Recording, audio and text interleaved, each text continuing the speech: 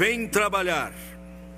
E vai votar depois que acabar o culto, por favor, viu? Estamos esperando você que ainda não participou da Assembleia até o momento. É muito simples, muito rápido, mas vamos ouvir a palavra de Deus conforme Romanos capítulo 8, dos versos 26 a 30.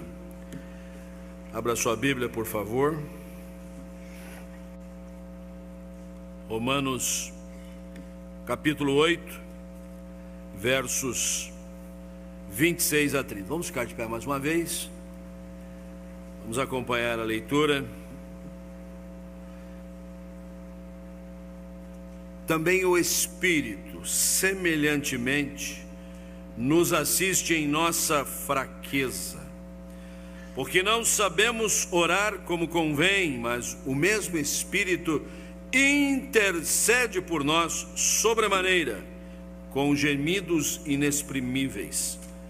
E aquele que sonda os corações sabe qual é a mente do Espírito, porque segundo a vontade de Deus é que ele intercede pelos santos.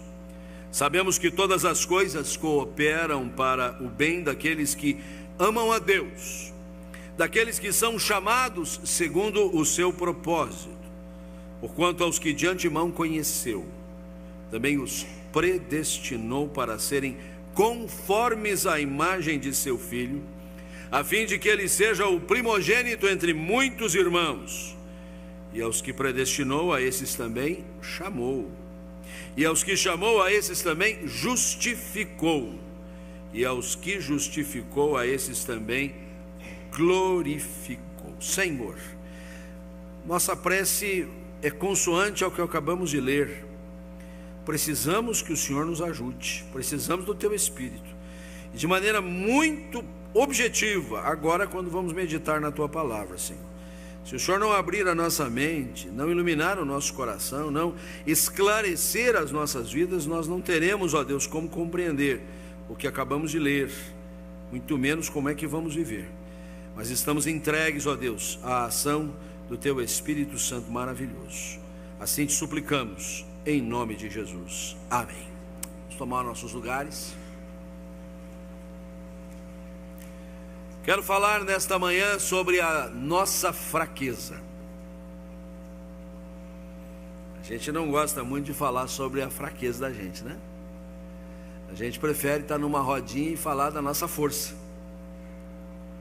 Força física, força econômica, força patrimonial, força de contatos, de relacionamentos que a gente tem. A gente não gosta de falar das fraquezas, das debilidades, das fragilidades. Acabamos de acompanhar o coral, alguns conhecem o hino, cantaram juntos, e uma das frases diz assim: a gente é frágil, mas serve ao labor, né?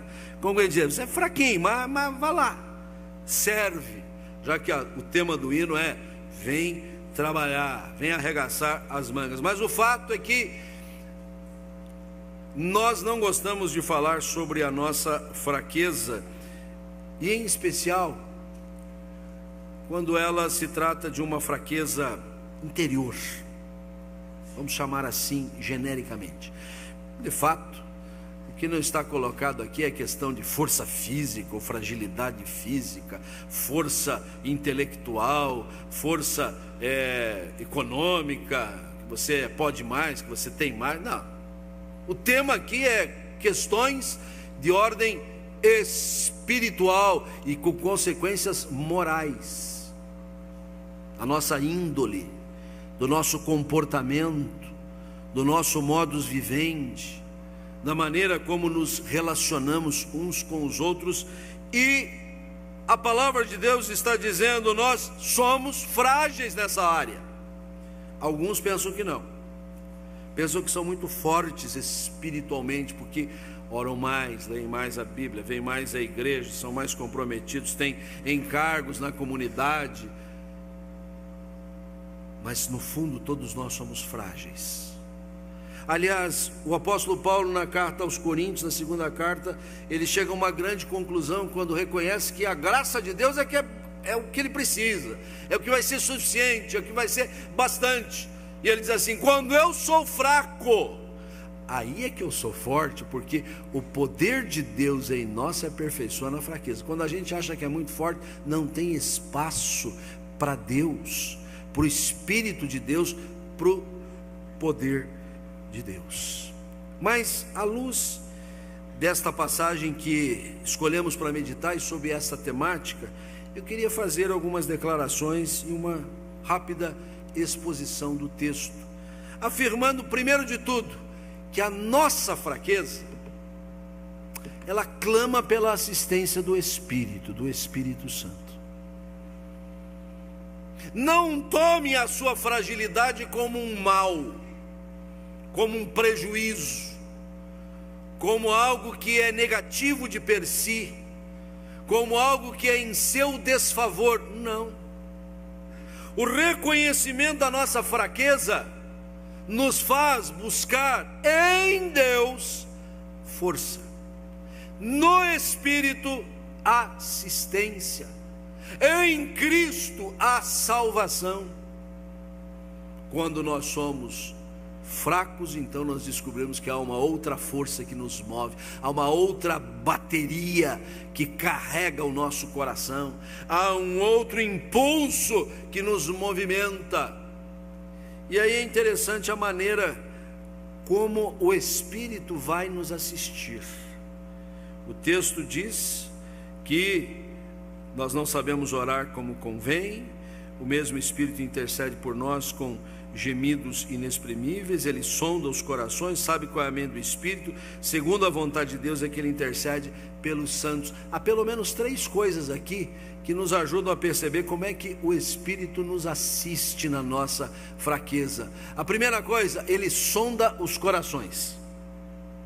Ele passa uma sonda dentro de você, não na sua fisiologia, no seu organismo físico. Ele passa uma sonda na sua alma que é imaterial, a sua alma que não está localizada aqui, ali, acolá. A sua alma que é você em essência, é o que ficará para sempre. A carcaça vai embora, mais cedo ou mais tarde, mas a essência permanece, pois ele vai sondar o íntimo do coração. Ele vai na profundeza do ser, e nesta sondagem ele identifica a nossa fraqueza, ele denuncia a nossa fraqueza, ele apresenta a nossa fragilidade, ele demonstra quão fracos nós somos. Ele declara que a gente que imagina que é tão já realizado, resolvido, tudo em ordem, tudo certo, a gente ainda é muito precário, a gente ainda está muito aquém, a gente ainda está muito distante, a gente precisa muito da ajuda do Senhor. E de novo eu reitero, isso não é em nosso desfavor, isso é bênção para nós, mas é o Espírito que nos esclarece, o Espírito nos humilha. A gente que acha que é tão cheio de si, tão carregado de soluções, nada somos, nada somos, nada somos. Esta sondagem tem este condão, mas essa sondagem também vai identificar, eventualmente, a nossa pecaminosidade. Eu quero distinguir a fraqueza em geral, a tibieza que é parte consistente do nosso ser, da nossa pecaminosidade, que é uma natureza que se apegou a nós desde que o pecado entrou no mundo e que nos faz ser inclinados a cometer pecados. Como sempre se disse, não é frase nossa, vem dos grandes pais da igreja: nós não somos pecadores porque pecamos. Na verdade, nós pecamos porque temos uma natureza pecaminosa, porque somos pecadores. E o Espírito sonda o coração, e na revelação do nosso pecado, na iluminação, na clareza da nossa condição, nós somos instados a comparecer à presença do Senhor e confessarmos. e declararmos: sim, Senhor, falhamos, pecamos, erramos. Perdoa-nos, Senhor, para receber o perdão maravilhoso que Ele nos dá. A liturgia do culto não consta apenas um momento chamado de contrição para a confissão de pecados, para cumprir tabela. Ela é um modelo do nosso cotidiano. Ela é para ser praticada na nossa vida o tempo todo. Quando pronunciamos a palavra que não deveríamos ter pronunciado, quando pensamos o que não deveria estar na nossa mente, quando as nossas mãos operam algo pecaminoso, é tempo de confessar, porque o Espírito, Ele declara, Ele esclarece, Ele alumia na medida em que faz a sondagem do nosso coração. E isso é importante para sermos lavados, purificados, melhorados, aprimorados, aperfeiçoados na presença do Senhor. Mas o Espírito não apenas sonda os corações, ele revela a vontade de Deus. Ele esclarece a nossa fraqueza, ele denuncia o nosso pecado, e ficasse neste mistério, e talvez o desespero tomaria conta do nosso coração. E nós estaríamos muito esclarecidos da nossa vil condição, mas sem condição de mudar. No entanto, o Espírito que sonda o coração, ele dá conhecimento da palavra de Deus, da vontade de Deus, dos caminhos de Deus, da salvação do Senhor, do seu braço estendido para conosco, do seu amor maravilhoso revelado de maneira magna, absoluta em Cristo, que se deu por nós na cruz. Esta é a essência do Evangelho. Então o Espírito, ele também revela a vontade de Deus. Agora, você tem que se esforçar um pouquinho só, deixar que a palavra chegue até você, ao seu ouvido, aos seus olhos, e a partir daí seja conduzido ao seu coração no ministério do Espírito. Mas você que porta a Bíblia apenas como um objeto de passeio dominical, né? Até você traz para a igreja, que bom, ajuda, né, a participar do culto, da escola dominical. Mas você que não faz dela um instrumento de alimento diário, que vai nortear suas deliberações, suas decisões, você está impedindo, você está bloqueando, você está cerceando o ministério do Espírito de revelar a vontade de Deus. Você está querendo que a vontade de Deus seja revelada para você por um e-mail, por um WhatsApp, por uma foto no Facebook? Pode ser, se alguém publicar um versículo da Bíblia, mas é pela palavra. Ele escolheu este instrumento revelacional, uma revelação especial, uma revelação objetiva, uma revelação salvadora. Então se esforce, pouquinho que seja, para que a sua fraqueza possa ser assistida pelo Espírito. Mas como se não bastasse, o Espírito que sonda os corações, o Espírito que revela a vontade de Deus, ele até mesmo ora por nós, porque nós somos tão fracos que não sabemos orar, que nós não sabemos orar como convém, que quando nós estamos em oração a gente não sabe o que dizer, a gente não sabe o que pedir, a gente não sabe o que clamar, a gente não sabe nem o que agradecer. A gente é instado a fazer uma oração gratulatória, uma oração de gratidão, uma oração de louvor a Deus, e a gente não passa 2 segundos e já começa a pedir tudo de novo. Viu como a gente é ruim para orar?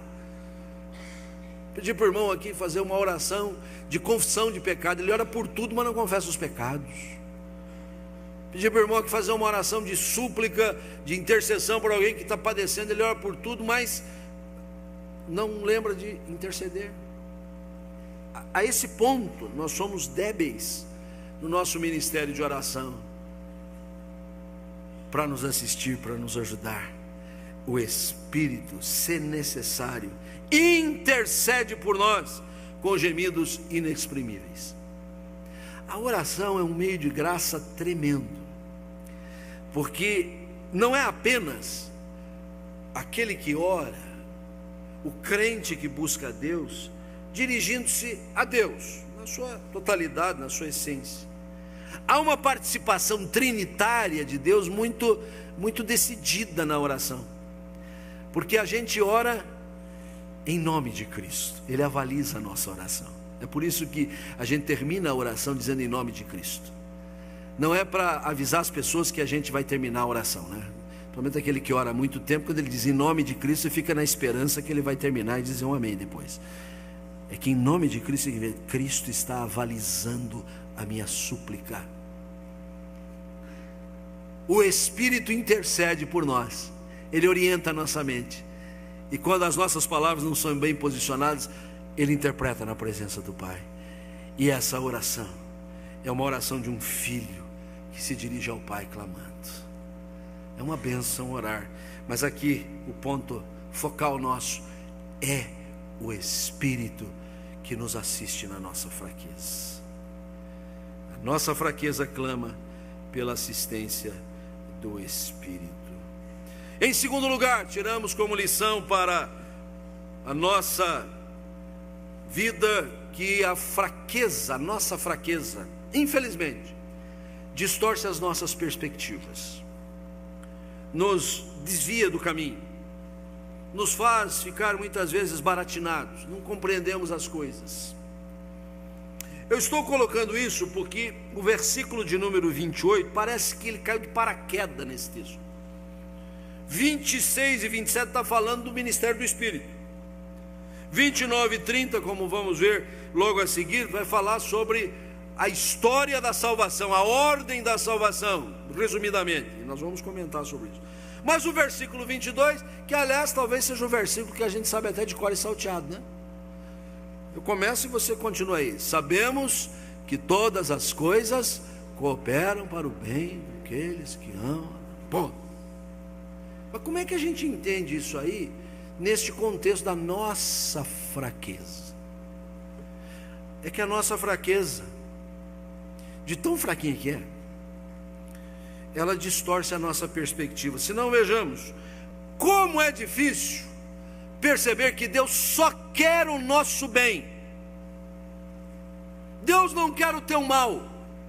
Deus não trabalha pelo teu mal, porque é da natureza de Deus trabalhar pelo bem. O dia que Deus trabalhar pelo mal, Ele não é mais Deus.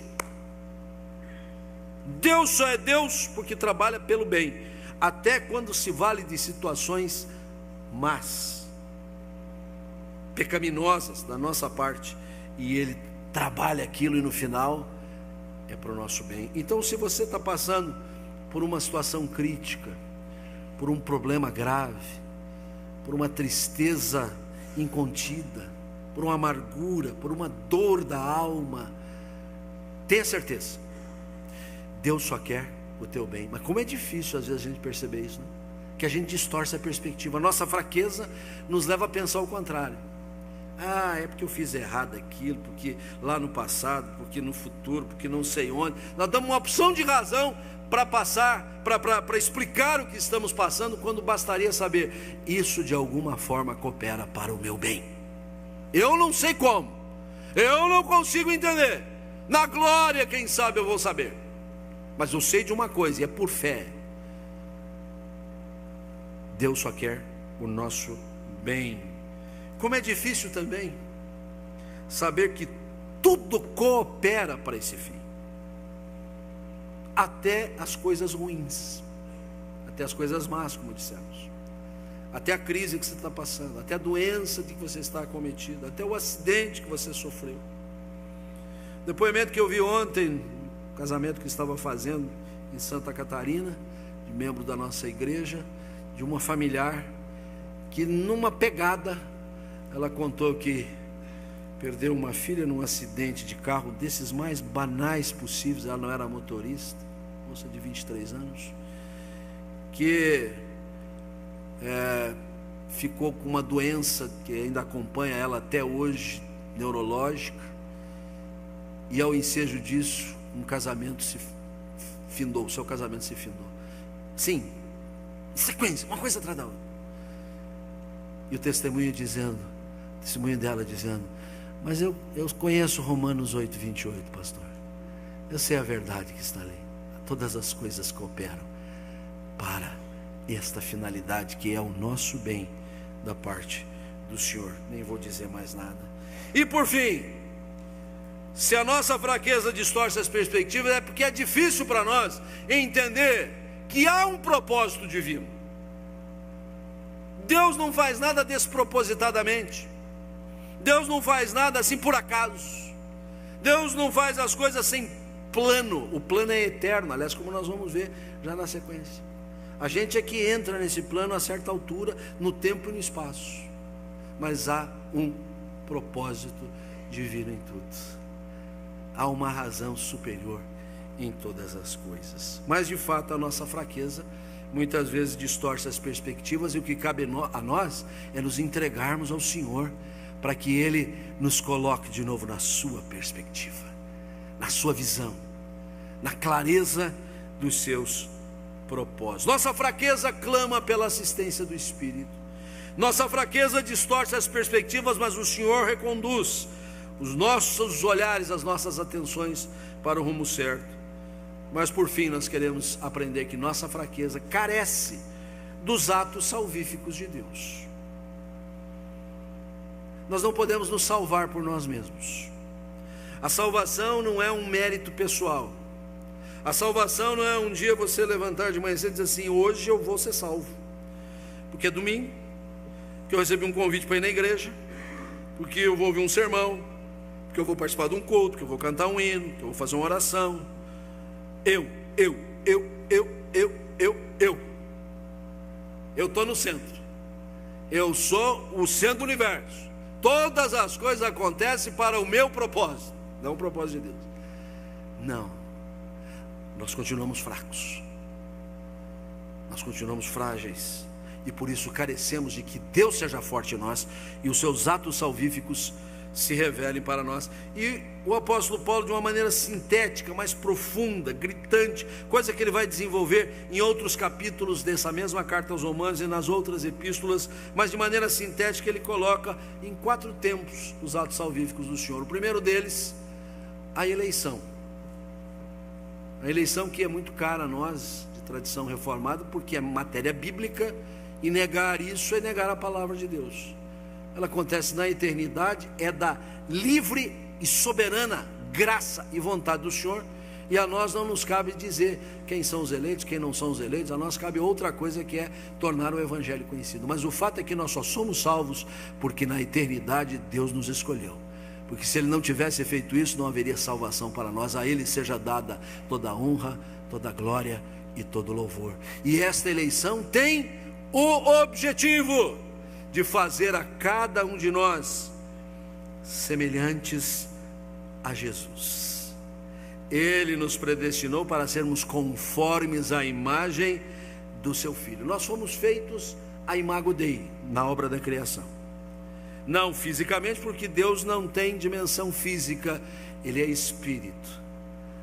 Mas a semelhança, a imagem e semelhança espiritual de Deus está sobre nós. O pecado distorceu essa imagem e semelhança, mas a obra salvadora do Senhor recompõe, tira o chiado, a distorção da imagem, e nos revela agora conforme a imagem de Jesus Cristo. É por isso que na carta aos Efésios, Paulo vai dizer que o nosso objetivo é chegar a varão perfeito, a plenitude da estatura de Jesus.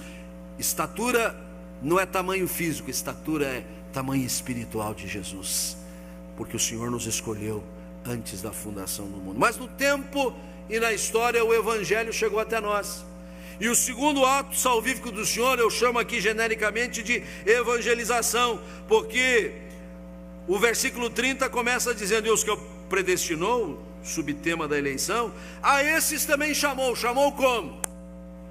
Chamou pelo Evangelho, chamou pela proclamação da palavra de Deus, chamou quando deu conhecimento da obra de Jesus, chamou quando você talvez menos esperava, chamou quando você estava em dor, em aflição, quando você estava alegre, estava feliz, quando você era mais velho, quando você era mais novo. Cada um tem uma história do chamado, mas sem o chamado não há como recebermos a salvação, e a nossa fraqueza vai continuar apenas sendo fraqueza, porque ela carece dos atos salvíficos do Senhor.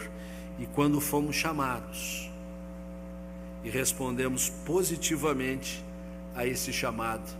Foi aplicado sobre nós a justificação. O que é a justificação? Algo muito simples, procede de uma linguagem jurídica. É uma declaração de Deus, dizendo que você que é pecador, você que não consegue senão pecar na vida, que você tem essa natureza pecaminosa por causa da obra de Jesus na cruz, Ele decidiu aplicar a penalidade da sua injustiça sobre Jesus, e a justiça de Cristo recaiu sobre nós, simples. E é como justificados em Cristo que nós estamos aqui reunidos nesta manhã para glorificá-lo. Mas não poderíamos terminar a nossa reflexão sem apresentar o derradeiro ato salvífico, que é a glorificação, e esta ainda não sucedeu. É para lá que caminhamos, mesmo que o versículo esteja colocado no pretérito. Esta é a nossa condição hoje, sendo trabalhados para chegarmos à glorificação, que é a obra do Senhor sobre nós.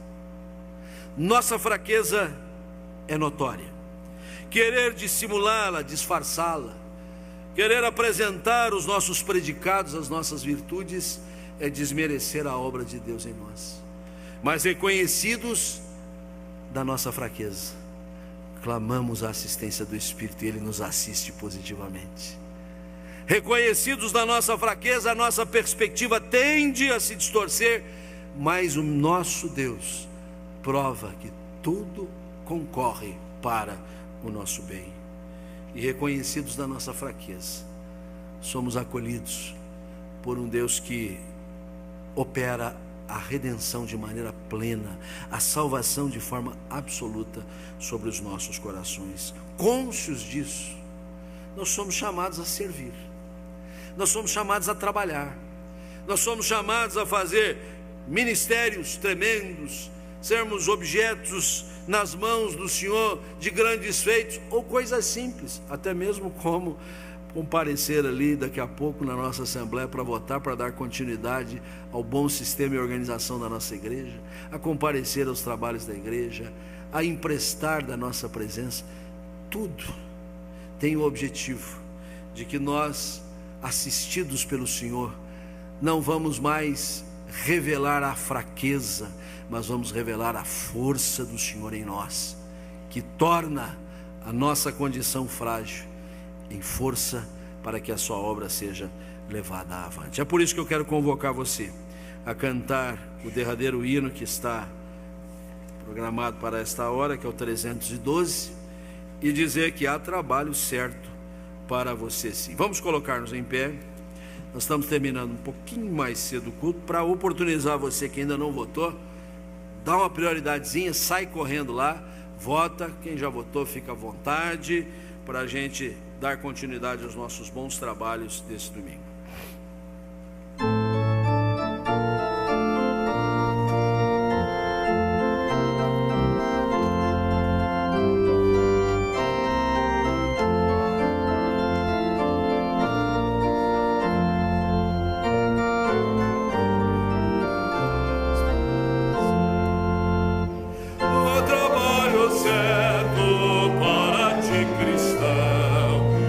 Demanda toda